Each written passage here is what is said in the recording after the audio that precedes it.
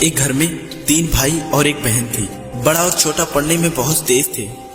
उनके माँ बाप उन चारों से बहुत प्यार करते थे, मगर मझले बेटे से थोड़ा परेशान थे। बड़ा बेटा पढ़ लिख कर डॉक्टर बन गया, छोटा भी पढ़ लिख कर इंजीनियर बन गया, मगर मझला बिल्कुल आवारा और गवार बन के ही रह गया। सबकी शादी हो गई। बहन और मझले को छोड़कर दोनों भाइयों ने लव मैरिज की थी। बहन की शादी भी अच्छे घराने में हुई थी। आखिर भाई सब डॉक्टर और इंजीनियर जो थे, अब मझले को कोई लड़की नहीं मिल रही थी। बाप भी परेशान और माँ भी परेशान। बहन जब भी मायके से आती तो सबसे पहले अपने बड़े और छोटे भैया से मिलती, मगर मझले से कभी नहीं मिला करती थी, क्योंकि ना तो वह कुछ दे सकता था और ना ही वह जल्दी घर पे मिलता था। पैसे पर वो दिहाड़ी पे मजदूरी करता था, पढ़ नहीं सका था ना, इसलिए नौकरी कौन देता। मझले की शादी किए बिना पिता गुजर गए। माँ ने सोचा कहीं अब बंटवारे की बात ना निकले, इसलिए अपने गांव की एक सीधी सादी लड़की से मंझले की शादी करवा दी। शादी हो जाने के बाद न जाने क्या हुआ कि मंझला एकदम लगन से काम करने लगा।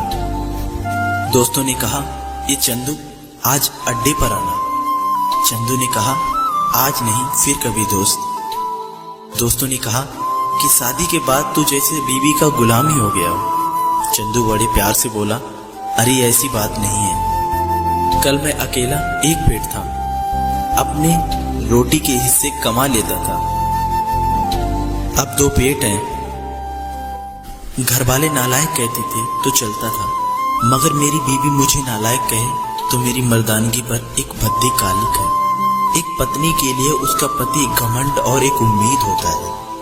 उसके घर वालों ने भी तो मुझ पर भरोसा करके ही अपनी बेटी दी होगी, फिर उनका भरोसा कैसे तोड़ सकता हूँ। कॉलेज में नौकरी की डिग्री मिलती है और ऐसे संस्कार सिर्फ माँ बाप से मिलते हैं। इधर घर पर छोटा और बड़ा भाई और उनकी पत्नियां मिलकर फैसला करती हैं कि जायदाद का बंटवारा हो जाए, क्योंकि हम दोनों लाखों के बराबर कमाते हैं, लेकिन मंझला ना के बराबर कमाता है। ऐसा नहीं होगा। माँ के लाख मना करने के बाद बंटवारे की तारीख तय होती है। बहन भी आ जाती है, लेकिन चंदू है कि काम पे निकलने के लिए ही बाहर आता है। उसके दोनों भाई उसको पकड़कर भीतर लाकर बोलते हैं कि आज तो रुक जा, बंटवारा कर ही लेते हैं। वकील कहता है ऐसा नहीं होता है, साइन करना होता है। फिर चंदू अपने भाइयों से कहता है, तुम लोग बंटवारा करो, जो मेरे हिस्से में हो वो मुझे दे देना, मैं शाम को आकर अपना बड़ा सा अंगूठा चिपका दूंगा पेपर पे। बहन कहती है, अरे बेवकूफ, तू गवार का गवार ही रहेगा, तेरी किस्मत इतनी अच्छी है कि तुझे इतने अच्छे भैया और भाभी मिले। फिर माँ भी बोली कि अरे चंदू आज रुक जा, बंटवारे में 10 बीघा जमीन में दोनों भाई 5-5 बीघा जमीन रख लेते हैं और चंदू को पुश्तैनी घर दे देते हैं। फिर चंदू चिल्लाता है, अरे हमारी छुटकी का हिस्सा कौन सा है। फिर दोनों भाई हंसकर बोलते हैं, अरे मूर्ख, बंटवारा भाइयों में होता है, बहनों के हिस्सों में तो सिर्फ उनका मायका ही है। फिर चंदू बोलता है, शायद पढ़ा लिखा ना होना भी एक मूर्खता है। आप दोनों ऐसा करो, मेरे हिस्से की वसीयत मेरी बहन छुटकी के नाम कर दो। फिर दोनों भाई चकित होकर बोलते हैं, फिर तू?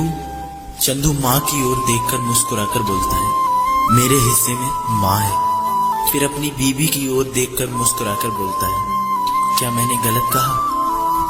उसकी पत्नी अपनी सास से लिपटकर कहती है, इससे बड़ी वसीयत क्या होगी मेरे लिए कि मुझे माँ जैसी सासू मिली और बाप जैसा ख्याल रखने वाला पति मिला। बस यही शब्द थे जो बंटवारे को सन्नाटे में बदल देते हैं।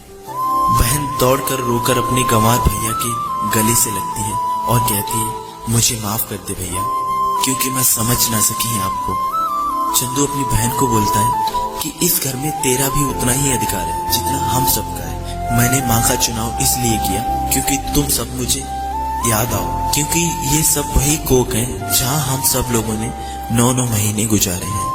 माँ के साथ साथ तुम्हारी यादों को भी मैं रख रहा हूँ। दोनों भाई दौड़कर मझले से गले रखकर रोते रोते कहते हैं, आज तो सचमुच का बाबा लग रहा है। सबकी पलकों पे पानी ही पानी है। सब एक बार फिर से साथ साथ रहने लगते हैं। दोस्तों, जब लोग अनपढ़ थे तो परिवार एक हुआ करते थे। मैंने टूटे हुए परिवारों में अक्सर पढ़े लिखे लोग ही देखे हैं। दोस्तों ये वीडियो आप लोगों को कैसा लगा हमें कमेंट में जरूर बताइएगा। साथ ही साथ इस वीडियो को लाइक जरूर कीजिएगा और अगर आप हमारे चैनल पर नए आए हैं तो हमारे चैनल को सब्सक्राइब जरूर कीजिएगा।